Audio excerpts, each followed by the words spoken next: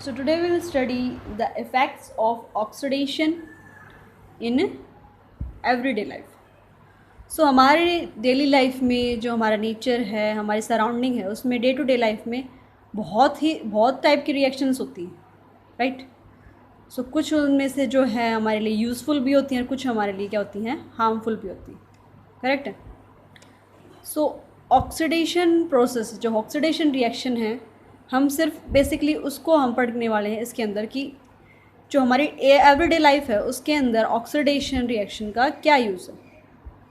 जैसे हम जानते हैं कि ऑक्सीडेशन होता क्या है, दैट इज़ बेसिकली, अगर हम ओवरव्यू लें, सो ऑक्सीडेशन इज़ बेसिकली क्या होता है,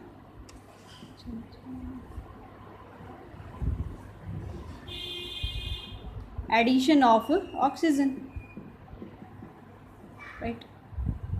सो oxidation means addition of oxygen, and oxygen जो है उसकी अबंडेंस कितनी है एटमॉस्फेयर में, 21%। और ऑक्सीजन जो है बहुत ही इम्पोर्टेंट एलिमेंट है हमारी लाइवलीहुड के लिए भी, हमारी लिविंग के लिए, हमारे एग्जिस्टेंस के लिए जो है ऑक्सीजन बहुत ही ज़्यादा इम्पोर्टेंट है। सो ऑक्सीडेशन के कुछ हार्मफुल इफ़ेक्ट्स भी हैं, जस्ट लाइक कोरोजन है। Corrosion is an oxidation process, right? So corrosion में क्या होता है कि जो हमारा मेटल है, बेसिकली कोरोजन मेटल्स में होता है। सो जो हमारे मेटल का सरफेस होता है वो ख़राब हो जाता है due to it get oxidized when it get contact with oxygen that is present in atmosphere. So corrosion से हमारे जो मेटल्स हैं वो ख़राब ही होते हैं और उनकी स्ट्रेंथ कम होती है, जिसकी वजह से बहुत सारे एक्सीडेंट भी होते हैं। जैसे ब्रिजेज़ हैं, उनके अंदर मेटल्स यूज़ होते हैं, मेटल रॉड्स यूज़ होती हैं, पाइप्स हैं, या फिर, ठीक है। सो जैसे ही मेटल के बने होते हैं, अगर वो कोरोड हो गए, वो कोरोजन हो गया उनका, तो वो उनकी जो स्ट्रेंथ है वो भी कम हो जाएगी, जिसके कारण जो है एक्सीडेंट्स भी हो सकते हैं। जो ब्रिजेज़ हैं वो they may get fall and cause a worst destruction as well, right? So another example that is combustion है। कंबशन मीन्स, रिसेंटली हमने पढ़ा है कंबशन क्या होता है। जब किसी भी हाइड्रोकार्बन को हम बर्न करते हैं, हीट करते हैं, तो वो, जैसे कि मीथेन ले लो, तो वो ऑक्सीजन की प्रेजेंस में क्या करता है, उसके साथ ऑक्सीजन के साथ रिएक्ट करता है और क्या बनाता है, carbon dioxide and water. Carbon dioxide green house gas है, मतलब ये क्या करती है, ये गैस क्या करेगी, पॉल्यूशन क्रिएट करती है। और बहुत सारी कंबशन रिएक्शंस हैं जिनके अंदर पता नहीं कितने टाइप की गैसेस रिलीज़ होती है। जैसे कि हम कोयले को अगर बर्न करते हैं, कोयले के अंदर जो है सल्फ़र के कंपाउंड भी प्रेजेंट होते हैं, नाइट्रस कंपाउंड भी प्रेजेंट होते हैं। सो इनके ये भी रिएक्ट करेंगे ऑक्सीजन के साथ। जैसे अगर हम कोयले को, दैट इज़ मैंने यहाँ पे कोयले के लिए यूज़ किया है, तो कोयला प्योर फॉर्म में तो नहीं मिलता, राइट? सो नेचुरल जो कोयल मिलता है, जो हम यूज़ करते हैं, उसके अंदर सल्फ़र के कंपाउंड से मिलते हैं और नाइट्रोजन के कंपाउंड से मिलते हैं, और इनका भी ऑक्सीडेशन होगा, इनके साथ भी ऑक्सीजन का एडिशन होगा। तो क्या बनाएंगे, सल्फ़र डाइऑक्साइड या ट्राई ऑक्साइड बना लेंगे ये। ऐसे ही नाइट्रस ऑक्साइड, नाइट्रोजन डाइऑक्साइड, कुछ भी बना सकते हैं। और ये सारी गैसेस क्या हैं, टॉक्सिक हैं। सो दीज मे कॉज, ये भी ऑक्सीडेशन ही हुआ ना, addition of oxygen. So oxidation process के बहुत सारे एडवांटेजेस भी हैं और डिसएडवांटेजेस। सो अब हम डे टू डे लाइफ में ऑक्सीडेशन प्रोसेस कहाँ कहाँ होती हैं और उनके क्या क्या इफ़ेक्ट हैं, अगर हार्मफुल इफ़ेक्ट हैं तो हम उन्हें कैसे प्रिवेंट कर सकते हैं, वो इस लेक्चर के अंदर पढ़ने वाले, राइट? सो सबसे पहली प्रोसेस जिसके अंदर ऑक्सीडेशन होता है इज रेस्पिरेशन। सो रेस्पिरेशन क्या होता है, श्वसन क्रिया।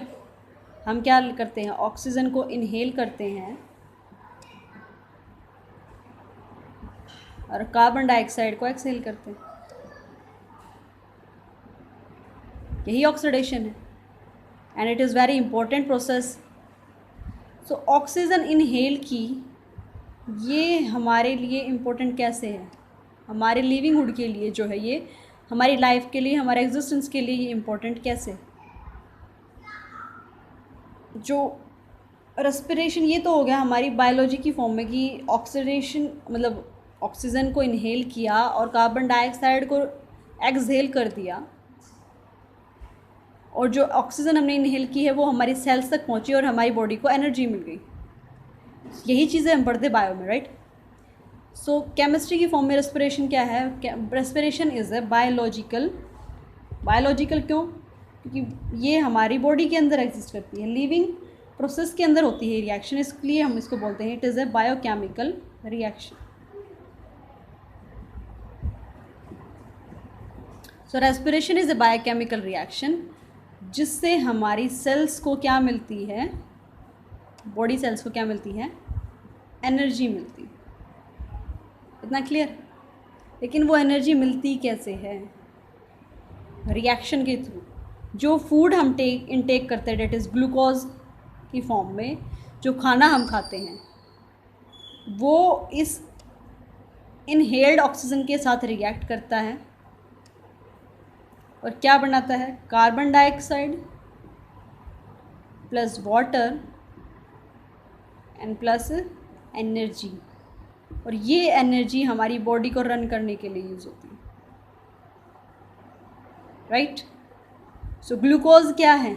C6, ग्लूकोज का फॉर्मूला देखें तो C6H12O6। It get reacted with oxygen to give carbon dioxide, water and plus energy, जिसे हम बोलते हैं ATP, एडिनोसिन ट्राइफॉस्फेट। ठीक है। सो ये एनर्जी रिलीज़ होती है, ये एनर्जी हमारी सेल्स को ट्रांसफ़र होती है, जिससे हमारी सारी बॉडी की फंक्शनिंग जो है वो प्रोसीड करती है। ठीक है। So respiration is basically a oxidation process, क्योंकि यहाँ पे कार्बन के साथ ऑक्सीजन का एडिशन हुआ है, हाइड्रोजन के साथ ऑक्सीजन का एडिशन हुआ है, और एडिनोसिन ट्राइफॉस्फेट जो बना है वो एनर्जी हमारी बॉडी के लिए यूज़ होती है। सो बेसिकली यहाँ पे ग्लूकोज का क्या हो गया? ऑक्सीडेशन हुआ है। सो रेस्पिरेशन इज़ ऑल्सो अगर हम इसको केमिस्ट्री की लैंग्वेज में डिफाइन करना चाहें तो रेस्पिरेशन क्या है? Respiration is an oxidation process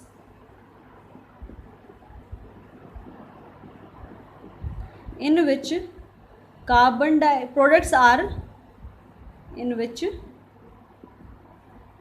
products कौन कौन है? Carbon dioxide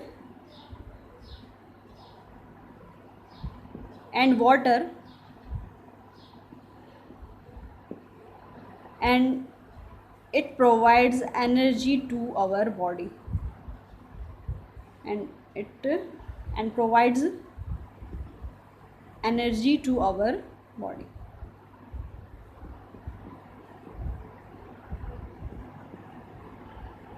Right?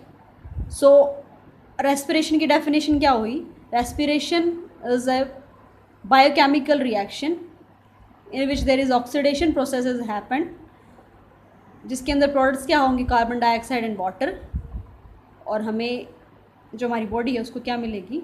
एनर्जी मिलेगी। So respiration is a oxidation process, correct है। Now the second oxidation reaction या उसकी एप्लीकेशन कह लो हमारी डेली लाइफ में, that is combustion. Fuel burn करते हैं, हीट मिलती है, एनर्जी मिलती है, that is used for the cooking of food, right. So combustion reaction भी हमारे लिए बहुत ज़्यादा हेल्पफुल है रिगार्डलेस कि हमारे जो कंबशन है उसके साइड इफ़ेक्ट्स भी हैं कि पॉल्यूशन होता है, एयर पॉल्यूशन होता है,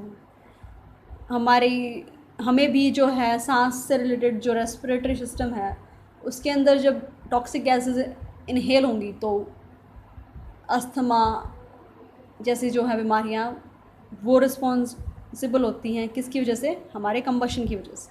ठीक है। So combustion reaction have both beneficial effects as well as harmful effects. So what is a combustion reaction is? So combustion reaction क्या होती है? The reaction in which a substance burns. ये तो normal होगी, हम क्या वर्ड यूज़ करेंगे? Oxidized. So combustion reaction is a reaction in which a substance get oxidized in the presence of oxygen or air to give carbon dioxide, water and heat, that is energy. So इस process को हम क्या बोलेंगे? Combustion reaction. For example, जैसे मैंने common बताया था कि कंबशन में क्या है, प्रोडक्ट्स क्या बनते हैं. किसी भी रिएक्शन का अगर कंबशन दे रखा हो ना, तो आंख बंद करके लिख देना कि प्रोडक्ट्स क्या होंगे? कार्बन डाइऑक्साइड, वाटर और एनर्जी विल बी रिलीज्ड. ठीक है. सो अगर मीथेन है हमारे पास, CH4, मीथेन गैस कंबशन के लिए यूज़ होती है, फ्यूल की तरह यूज़ होती है. सो मीथेन का क्या हो गया? ऑक्सीजन की प्रेजेंस से बर्न हुई, मतलब क्या हुआ यहाँ के, इसका ऑक्सीडेशन हुआ है. सो कार्बन डाइऑक्साइड बना, यहाँ पे देखो, plus water plus energy is released. So कोई भी कंबशन रिएक्शन लेना, उसके अंदर प्रोडक्ट यही बनेंगे.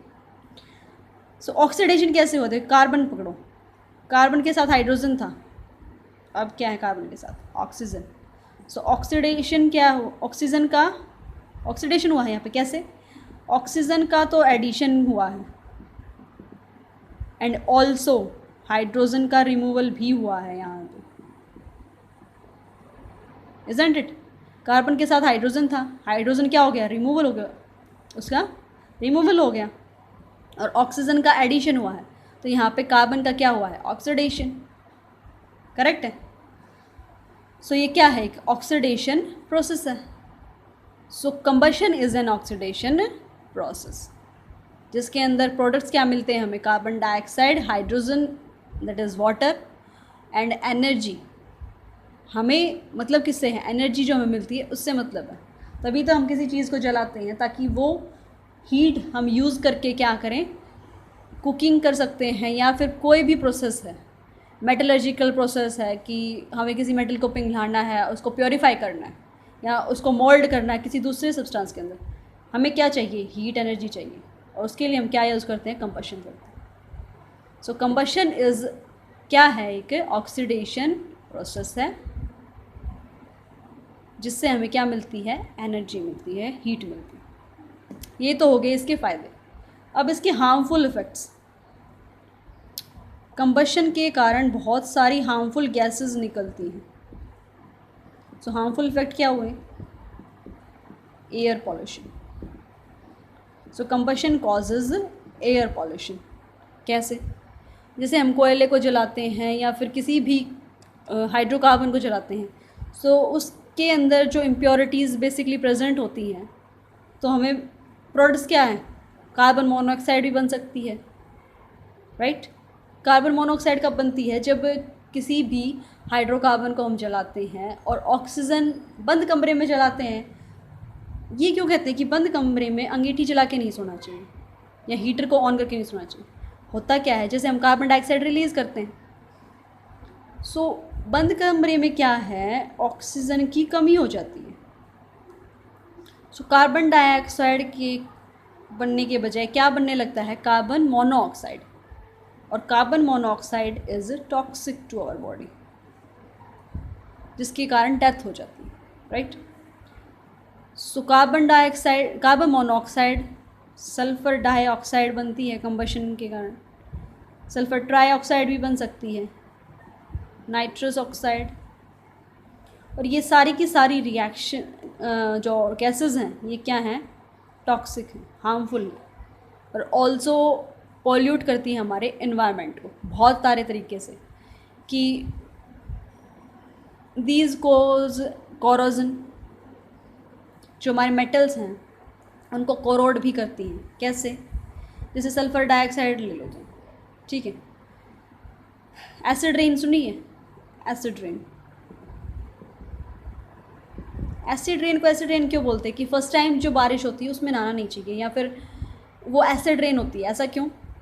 क्योंकि जो हमारे एटमॉस्फेयर के अंदर ये गैसेस प्रेजेंट है ना, जैसे ही ये वाटर के साथ कंबाइन होंगी, रेन के अंदर वाटर है, वाटर ड्रॉपलेट्स हैं, जैसे सल्फ़र डाइऑक्साइड ले लो, अगर ये कंबाइन होंगी तो क्या बनाएंगे? H2SO4 बना देंगे. एसिड हार्मफुल है, हमारे स्किन को तो हार्म करेगी ही करेगी. जो हमारे मेटल के इंस्ट्रूमेंट्स हैं उनको भी क्या करेगी, ये नुकसान पहुंचाएगी, कोरोजन क्रिएट करेगी, राइट। ऐसे ही नाइट्रोजन ऑक्साइड्स जो हैं अगर वाटर के साथ रिएक्ट करें तो क्या बनाएंगे, HNO3, that is nitric acid, ये भी एसिड।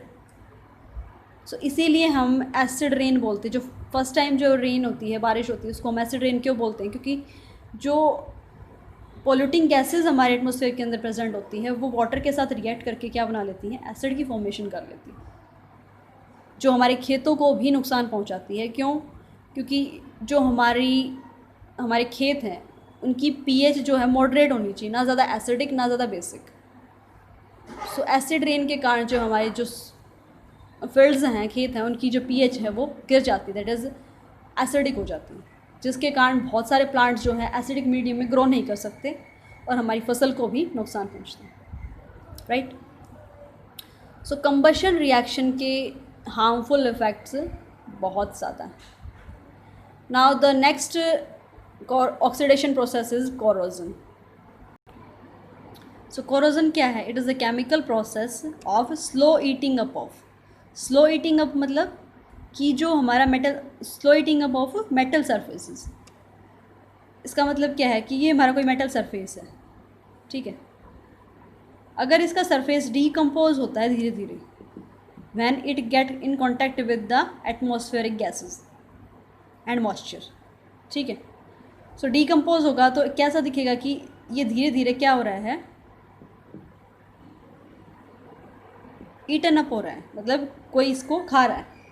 सो इसीलिए हम बोल देते हैं कि the chemical process of slow eating up of metal surfaces when kept in open for long time.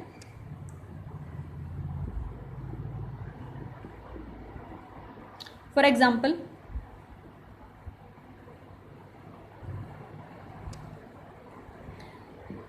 Iron का ही एग्जाम्पल ले लो, मोस्ट कॉमन एग्जाम्पल है iron. when it get in contact with oxygen and moisture, that is water, it get corrode, जंग लग जाता है, it is a brown colored substance, right। so जंग है क्या, its formula is Fe2O3 and X water droplets, ठीक है। Hydrated ferric oxide है ये, हाइड्रेटेड क्यों, इसके अंदर वाटर मॉलिक्यूल भी प्रेजेंट है ना। सो देखो यहाँ पे क्या हुआ, आयरन था, ऑक्सीडेशन का एडिशन हुआ,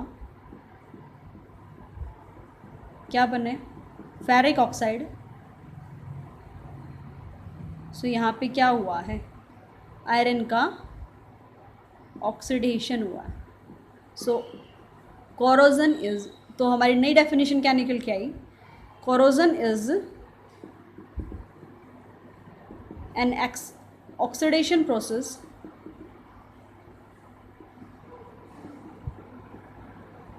in which our metal surfaces get oxidized, our metals get oxidized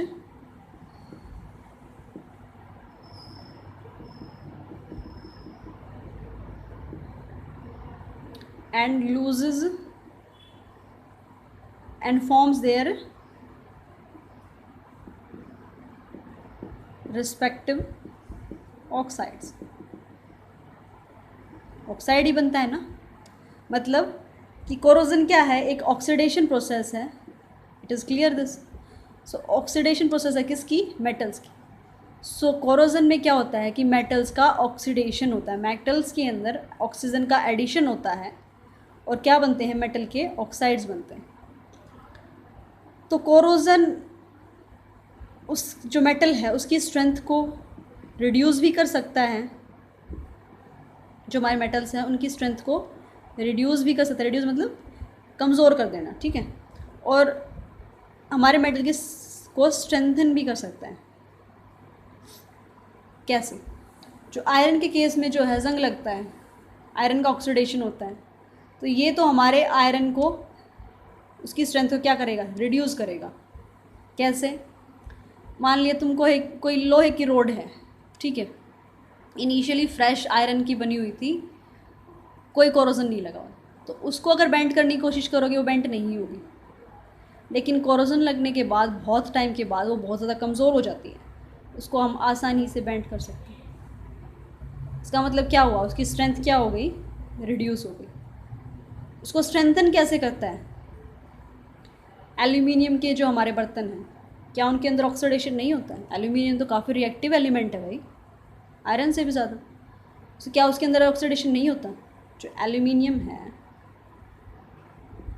उसका भी ऑक्सीडेशन होता है, लेकिन जो एल्यूमिनियम ऑक्साइड है वो एल्यूमिनियम के बर्तन के ऊपर एक स्ट्रॉन्ग लेयर बना लेती है, प्रोटेक्टिव लेयर का काम करती है एल्यूमिनियम ऑक्साइड, एक तरह से कोटिंग का काम करती है। तो यहाँ पे कोरोजन जो है उस मेटल को प्रोटेक्ट करने का काम करेगा, ना कि उसको कमज़ोर करने का काम करेगा, ठीक है। सो कोरोजन में बेसिकली तो वो उसको रिड्यूस ही करता है, उसकी स्ट्रेंथ को रिड्यूस करता है, उसकी प्रॉपर्टीज़, उसकी ग्रेस जो है, उसकी लुक्स जो हैं उसको रिड्यूस करता है। लेकिन एल्यूमिनियम के केस में क्या होता है, जो एल्यूमिनियम ऑक्साइड है वो एक प्रोटेक्टिव लेयर बना लेता है, प्रोटेक्टिव कोटिंग बनाता है, जो कि उसको प्रोटेक्ट करता है, फर्दर ऑक्सीडेशन जो है, फर्दर जो कोरोजन है वो नहीं होने देता, ठीक है। So corrosion basically is the oxidation process of metals to form their respective oxides. So ये डेफिनेशन हम लिखेंगे, करेक्ट है। Now the third property, fourth application of oxidation process is rancidity. Rancidity is also a oxidation process. It belongs to our food materials. ये हमारे खाने की जो food stuff है उनके अंदर होती है process. So fourth oxidation process is the rancidity. rancidity क्या है कि हमारा जो फूड स्टफ़ है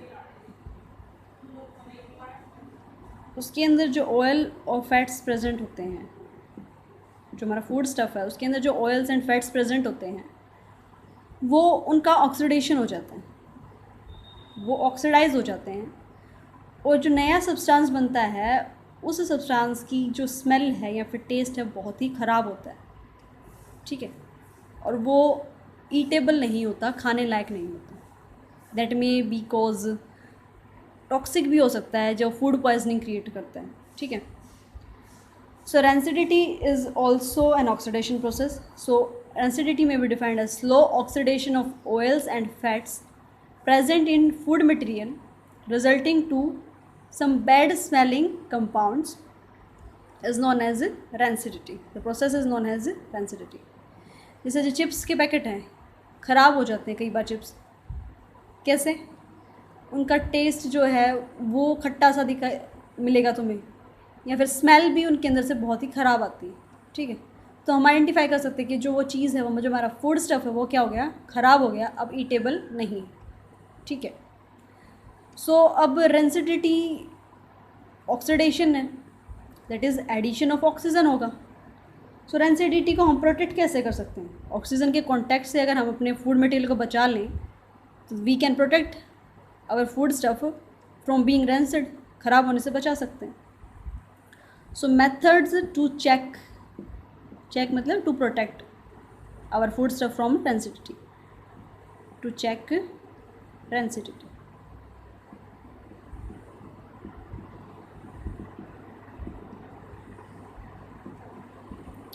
सो फर्स्टली हम क्या कर सकते हैं, उसको वैक्यूम पैकिंग कर सकते हैं उसकी। कई बार हम क्या करते हैं, चिप्स के पैकेट को या फिर और कोई ऑयली स्टफ़ है जिसे कुछ दिनों तक रखना है, तो उसको हम एयर टाइट कंटेनर के अंदर स्टोर कर सकते हैं, राइट? यही करते हैं ना, जिससे वो देखो सॉफ्टन भी नहीं होते, मॉइस्चर भी अब्जॉर्ब नहीं करते और ऑक्सीजन के कॉन्टैक्ट से भी बच जाते हैं, जिसके कारण वो बहुत ज़्यादा दिनों तक हम उन्हें स्टोर करके रख सकते हैं।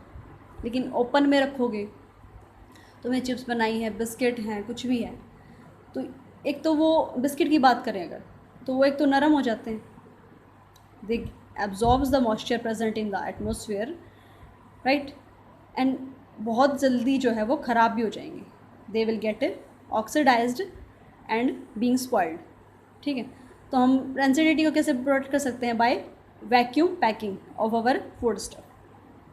Secondly, by keeping our food items at a low temperature। Low temperature पे जो हम स्टोर कर सकते हैं, जो रिलायंस फ्रेश वगैरह हैं या फिर कोल्ड स्टोरेज जो हैं, हम किसी भी मौसम में कोई भी फ्रूट में मिल जाता है। क्यों? क्योंकि उन्हें जो है फ्रीज़ करके रखा जाता है। जैसे मटर है, ठीक है, उन्हें हम फ्रीज़ करके रख लेते हैं, लो टेम्परेचर पे करके रख लेते हैं, जिस पे जो ऑक्सीडेशन क्या है, एक रिएक्शन है, और लो टेम्परेचर पे जो रिएक्शन है वो बहुत ही ज़्यादा स्लो होती है। तो अगर हमें कोई भी फूड स्टफ़ उसे ऑक्सीडेशन से बचाना है, रेंसिड होने से बचाना है, तो हम क्या कर सकते हैं? उसे लो टेम्परेचर पे स्टोर कर सकते हैं, उसको रेफ्रिजरेटर्स में स्टोर करके रख सकते हैं at room temperature.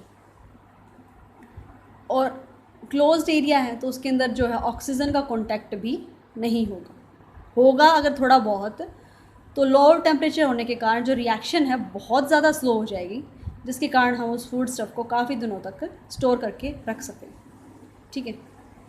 Third is replacing oxygen with some non reacting gases.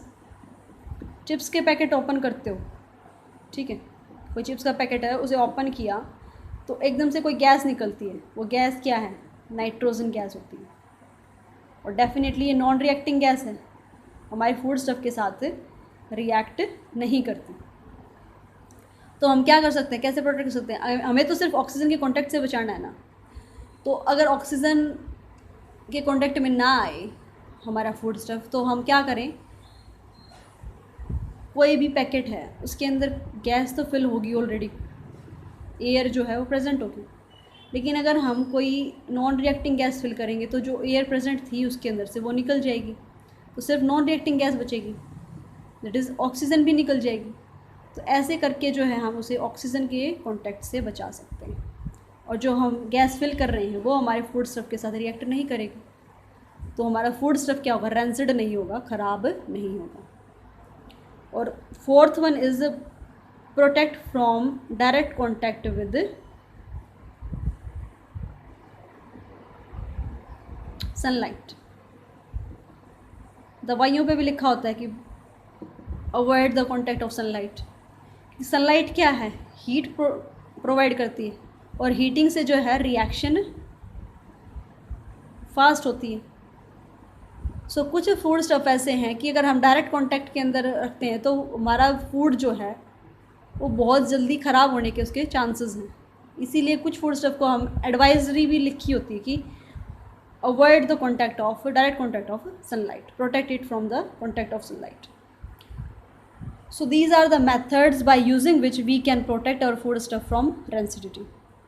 तो कोरोजन में एक चीज़ और बच गई थी, रस्ट। रस्टिंग क्या होती है? Rusting of iron. So rusting भी कोरोजन ही है एक तरह से नहीं, इट इज़ कोरोजन ही है, लेकिन आयरन के केस में हमने जो है इसको अलग नाम दिया है, दैट इज़ रस्टिंग। ठीक है। So rusting is also a corrosion process, जिसके अंदर किसका ऑक्सीडेशन होता है? Oxidation of iron. सिर्फ आयरन के केस को हमने अलग से स्पेसिफाई करने के लिए क्या कर दिया? वर्ड यूज़ किया है रस्ट। सो जो हमारा ऑक्सीडेशन प्रोडक्ट होता है दैट इज़ Fe2O3, इसको हम क्या बोलते हैं? रस्ट बोलते हैं। तो oxidised form of iron is known as rust and the process is known as rusting. So rusting कुछ अलग नहीं है, ये भी कोरोजन ही है, कोरोजन की ही एक टाइप है, जो स्पेसिफिकली हम किसके लिए यूज़ करते हैं? आयरन के लिए यूज़ करते हैं, right. So the chapter 1 has been finished. अगर कोई डाउट है, प्रॉब्लम है, तो you may mention in the comment box. Thank you.